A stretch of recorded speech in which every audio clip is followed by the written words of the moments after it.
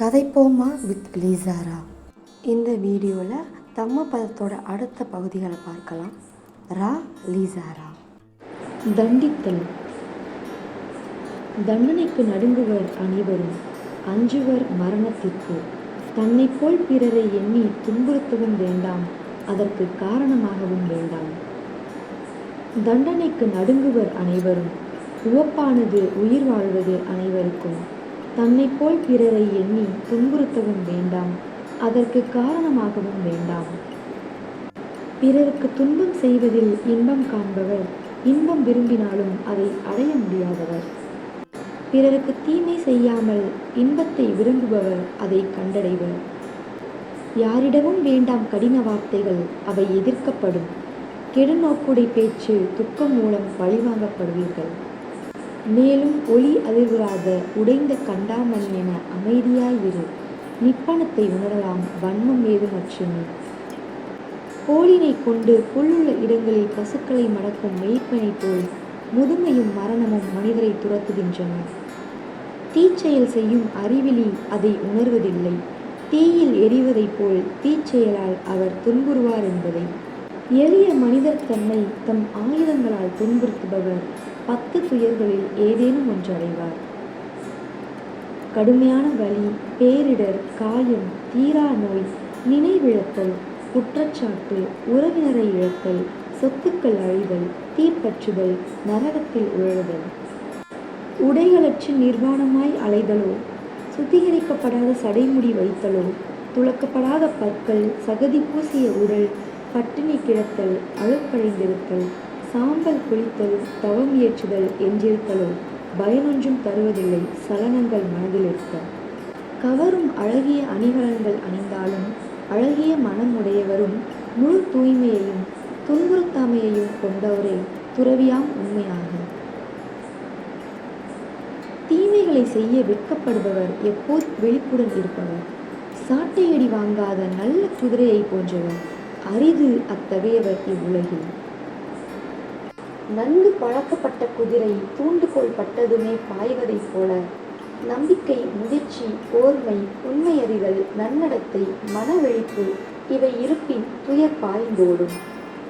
வயல்காரர் நீரை செலுத்துகிறார், கொள்ளர் அம்பினை நேராக்குகிறார், தச்சர் மரத்தை வளைக்கிறார், அறிவாளர் மனத்தினை தாமே கட்டுப்படுத்துவார். முதுமை. எது சிரிப்பு, எது மகிழ்ச்சி? எப்போதும் உலகம் எரிந்து கொண்டிருக்கும் போது சூழ்ந்த காரிருள் எரிய ஒளி தேட மாட்டாயா? கவனி, இந்த அழகிய உடல் தீராத வழிகளின் குவியல். நோய் கூடு, அதில் என்ன இருக்கிறது? எதுவும் தொலைந்துவிட. நோய்களின் இருப்பிடம் அழகு தேர், தூய்மையற்ற தசைத்திரட்சி, சிதைவரும் உண்மையில் வாழ்வு முடியும் மரணத்தில். முதுமையில் விலகு இவ்வுடலை விட்டு. இலையுதிர் காலத்தில் கொடிகள் உதிர்ப்பதைப் போல இந்த எலும்புகள் எப்படி பார்க்க முடியும் அவற்றை? இரத்தம் தசைகளால் பூசப்பட்டு எலும்புகளால் எழுப்பப்பட்ட நகரம். இங்கு அழிவும் மரணமும் பொறாமையும் குடியாயுள்ளன. மணிகளால் அழகூட்டப்பட்ட மன்னனின் தேர்கள் தேய்ந்து அழிவது போல உடலும் முதுமை அடைகிறது. ஆனால் தம்மம் முதுமை அடைவதில்லை. துறவிகளின் உரையாடல். குறைமையாய் கற்றவர் உடல் வளரும் எருதினை போல அவர் அறிவு வளர்வதில்லை. பலமுறை பிறந்து உலகியல் வாழ்வில் அலைந்து தேடுகிறேன், துன்பம் நிறைய வீட்டினை கட்டியவர் யாரென.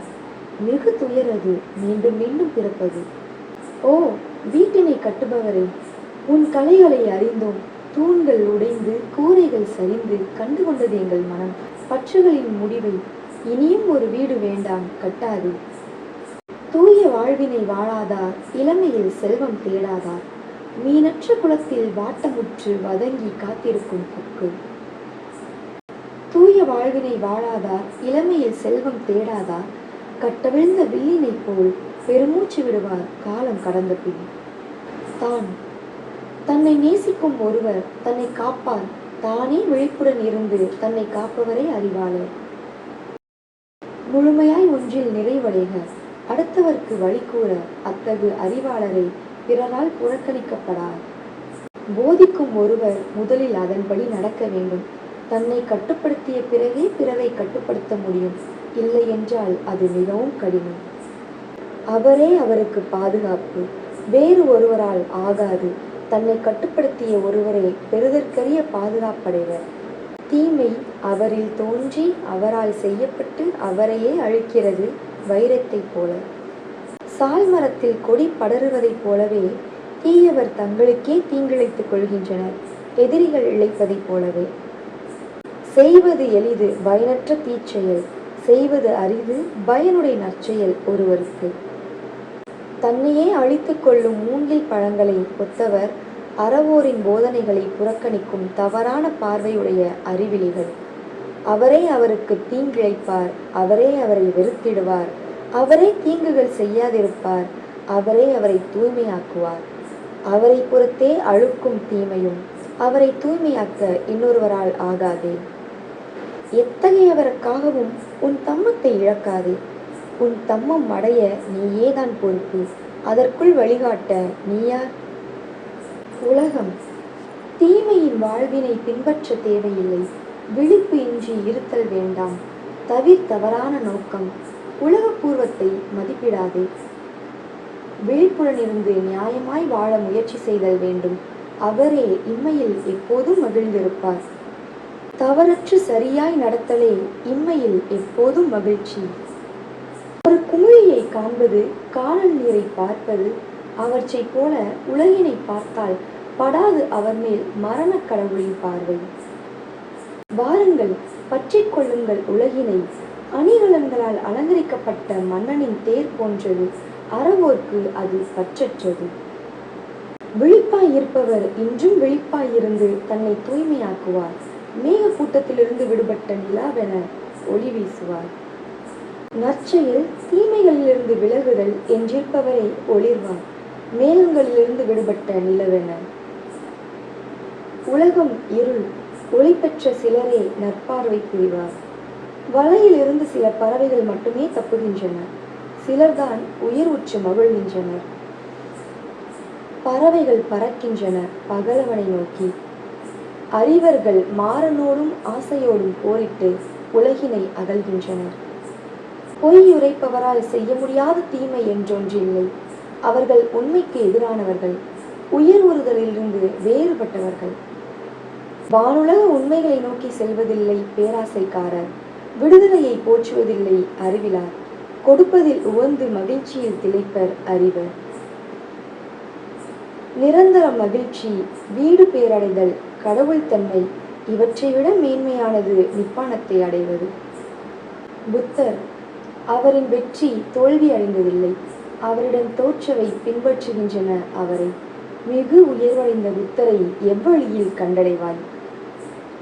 எல்லாவற்றையும் துறந்து வழிநடத்தும் மிகு உயர்வடைந்த புத்தரை எவ்வழியில் கண்டடைவாய்? தியானத்தில் பெருவிருப்பும் நிப்பானத்தில் மகிழ்வும் கொண்ட மனமுறை புத்தர்களை தேவர்களும் நேசிப்பர். மனிதராய் பிறப்பது அரிது. துன்பங்களை கொண்ட வாழ்வு அழிவுக்குரியது. உண்மைகளை கேட்பது அரிது. புத்தர்கள் தோற்றமளிப்பதும் அரிது. நல்லன பெறுவதும் மன தூய்மையும் தீமை செய்யாமையும் புத்தரின் போதனைகள். எல்லாவற்றையும் தாங்கும் பொறுமை நல்துறவு.